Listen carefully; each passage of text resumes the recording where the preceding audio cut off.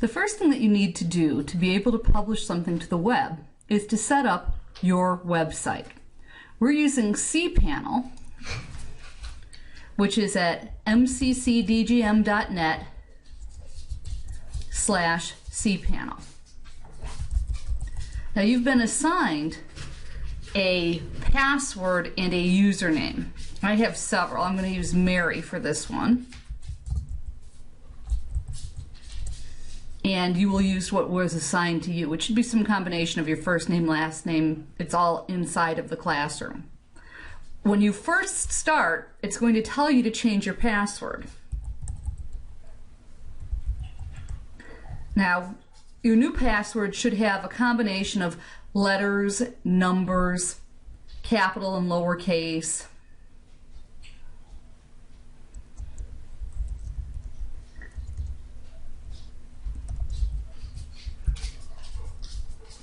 Something easy for you to remember but hard for other people to guess. And you'll have to type it in twice. And then hit change your password now. Now every semester I will either, usually in the summer I completely wipe everything clean. So you want to save everything, have a backup, because you won't be able to get into it after the semester's over. It'll be up till at least June, July, but by August it's coming down.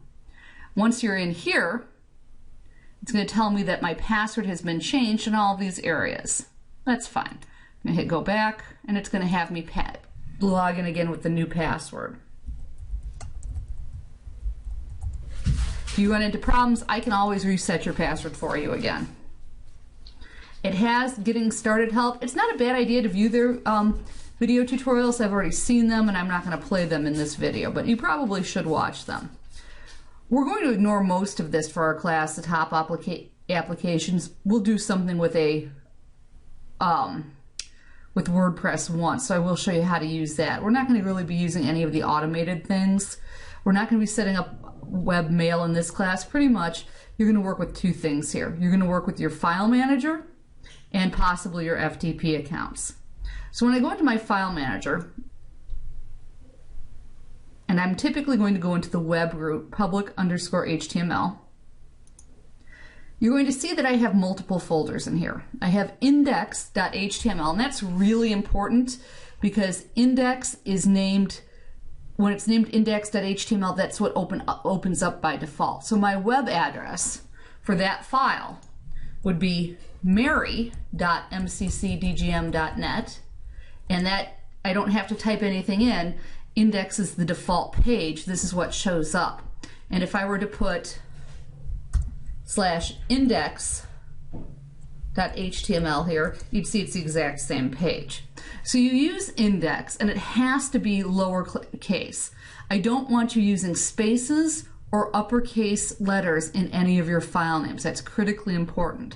In fact, sometimes things won't even upload if you're using spaces. So in my file manager, that index page links to an index page in each of these folders. Now this is for our Web 175 class. You may already have existing folders if you've taken any of the other classes. If you've taken CIS 142 or Web 105, you might already have these in here. If you haven't already done so, you want to create a new folder. And the new folder should be named Web 175. And that's going to be created in your public HTML folder. And you'll hit create new folder. I'm not going to because mine already exists. In this folder, we're going to put in a bunch of different things. We're going to have different folders for each lab and for each project. I'm actually probably just going to do one folder for all of the labs. So I'm going to do a new folder, and I'm going to call the folder Labs. And I could organize this a little bit further, which I'm going to do. I'm going to name a folder Images. And I'm going to drop my Eli image inside of there.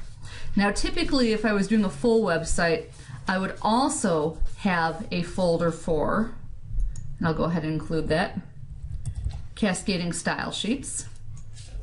and possibly one for JavaScript, but I don't think I'm going to end up using that in this class, at least not at the top level. So when I look at my index page here, and we'll see if that one exists. I think it exists, but I don't think I've put anything in it yet. So this is for website design, and it's here, but it's blank. There's nothing in it. So you'll see when I make modifications on this on the first exercise that it really uploads. Okay, so that's what you really need to do to get started. But what you need to know is you need to know how to set up your FTP account.